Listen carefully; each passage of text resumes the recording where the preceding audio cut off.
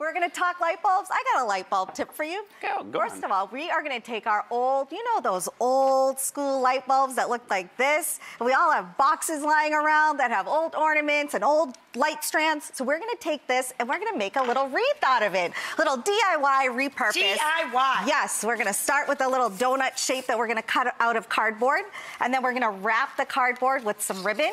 Super easy. We can do this with a hot ribbon. glue. Can handle that. Right, we can handle that so far.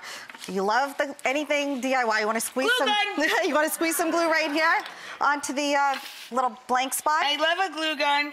And here's a double duty tip. If you get enough glue on your fingers, it's also an exfoliant. It takes off lots of dead calluses and skin. And your fingerprints. There you go.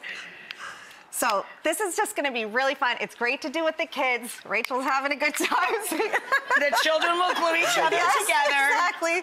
Last one. I really did get it on my thumb. Oh, Look.